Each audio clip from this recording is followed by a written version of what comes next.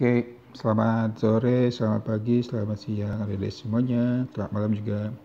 Hari ini kita lanjutkan hukum Newton tentang gravitasi, tapi kali ini kita akan belajar tentang energi potensial gravitasi dan potensial gravitasi.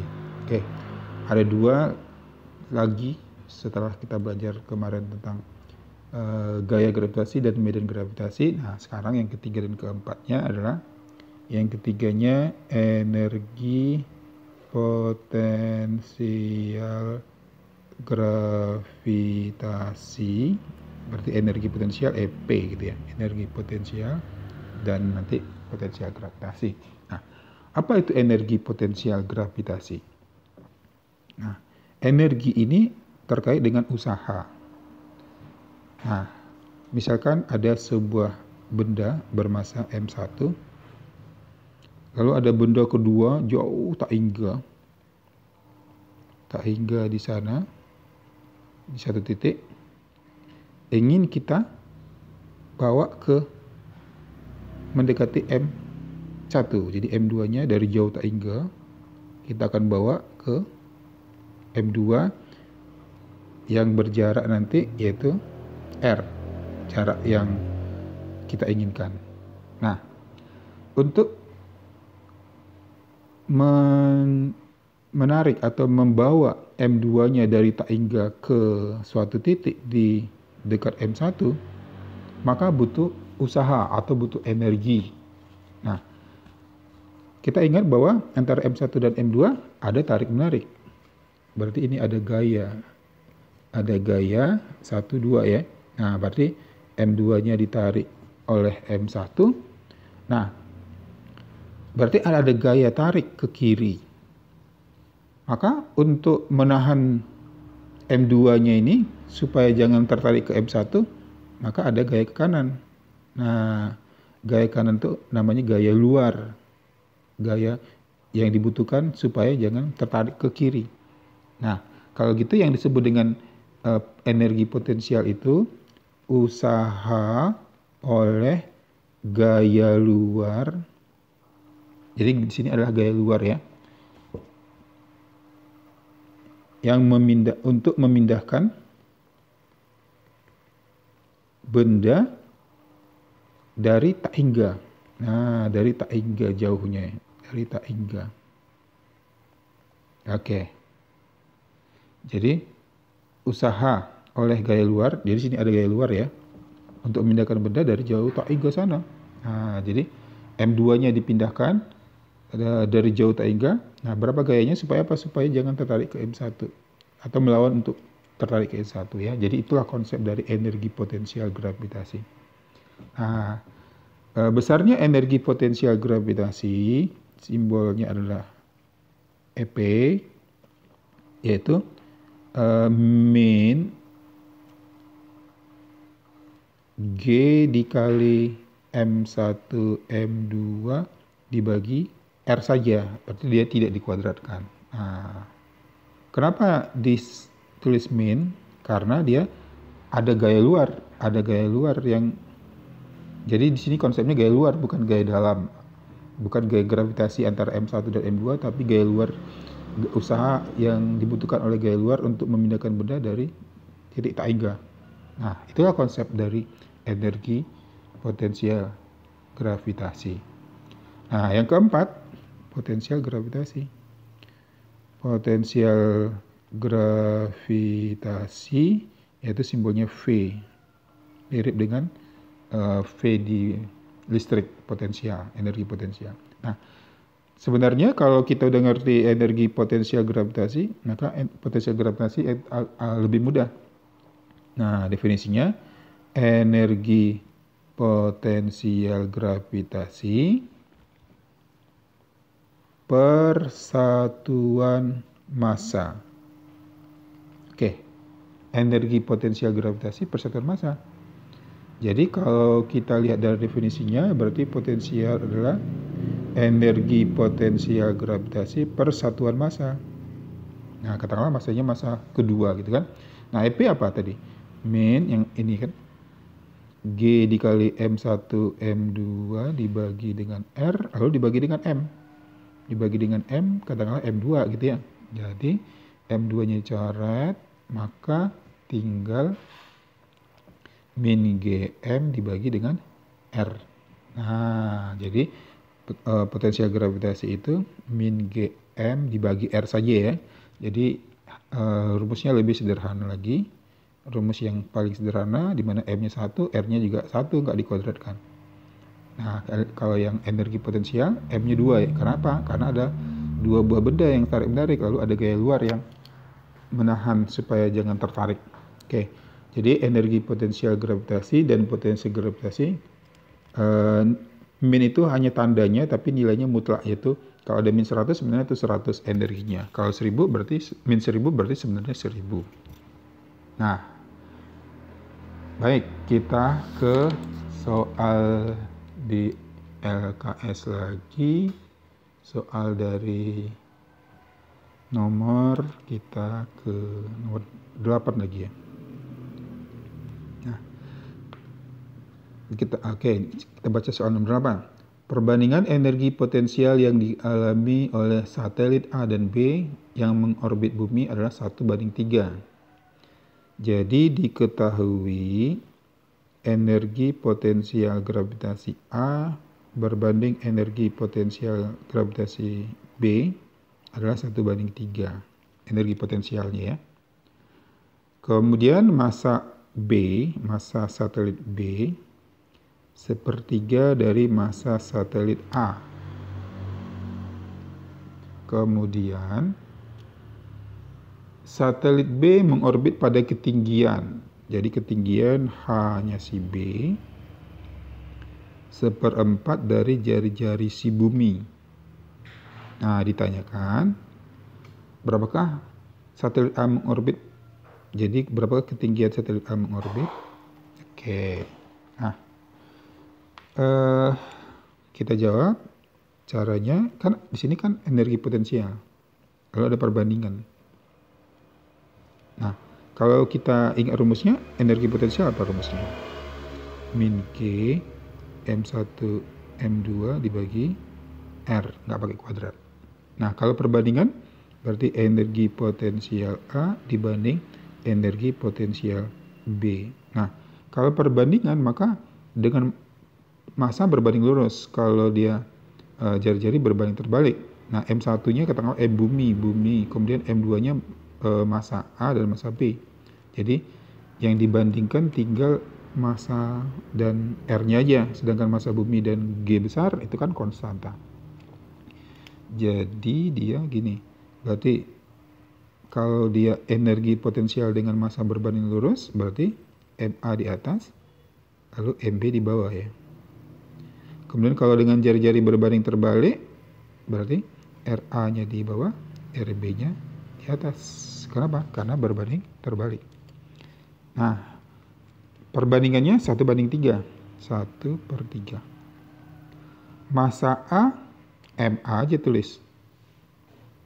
Massa B, 1/3 MA.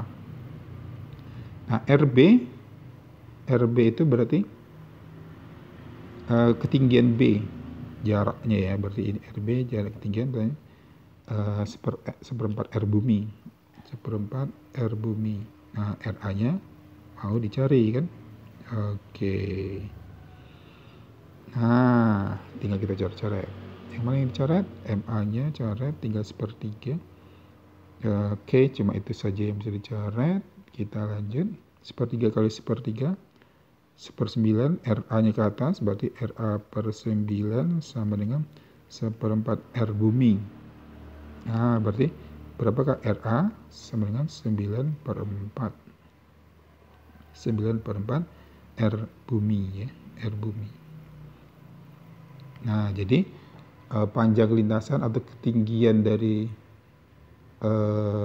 satelit A itu pada 1/4 dari jarak bumi. Maka jawabannya adalah D. Oke. Nah, kita lanjut ke soal nomor 9. Nah, soal nomor 9, Kita bacakan dulu.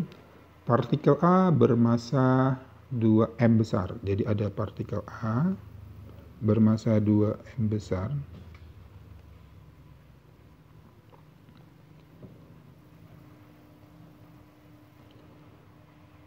Berjarak 2 mm sebelah kiri partikel B. Jadi ada si B. Jaraknya 2 mm. Yang bermasa si B-nya adalah M, gitu ya. Lalu partikel C dengan massa M berjarak 1 mm di kirinya si A. Jadi di sini ada lagi partikel C bermassa M berjarak 1 mm. Nah, ditanyakan potensial gravitasi yang dialami partikel A, yaitu ditanya potensial gravitasi berarti V. V yang dialami A sebelum dan sesudah C. Sebelum dan sesudah adanya massa C. Artinya sebelum ada C, kita hitung dulu, lalu nanti setelah ada C berapa, baru kita cari lagi. Nah, oke. Maka jawabannya adalah begini. Awalnya hanya ada A dan B. Terpisah sejauh 2 mm. Nah, potensial berarti potensial yang dialami A terhadap B adalah yang menyebabkan potensial itu siapa? Si B-nya ya. Jadi si A hanya mengalami potensial atau merasakan potensial dari si B. Maka yang menyebabkan potensialnya massa B, berarti min G dari massa B dibagi dengan R, A ke B. Massa A nggak dihitung karena dia hanya merasakan adanya kehadiran si B. Nah, kalau satunya dalam GM berarti min G massa B tadi M besar. Kemudian jaraknya 2 mili. Mili itu pangkat berapa? Pangkat min 3. Min 3 naikkan ke atas, 1000 bagi 2, 500. Berarti min 500 GM. Nah, ini kasus pertama yaitu sebelum ada si C. Nah, setelah ada si C, jadi ada A, B, C. Nah, si A merasakan dua potensial. Dari B ada, dari C ada, dari B ada. Potensial yang dialami oleh A. Anggap A itu sebagai titik misalnya.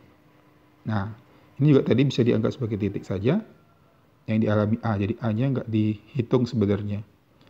Nah, kalau begitu, V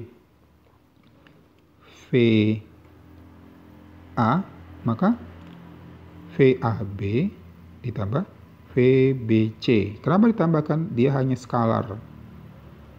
Jadi energi potensial dan potensial itu besaran skalar. Kalau dia skalar itu tidak kita lihat arahnya, hanya nilainya saja. Jadi arahnya nggak ada. Sedangkan kalau gaya dan medan gravitasi itu skalar. Jadi maka ada resultan gaya.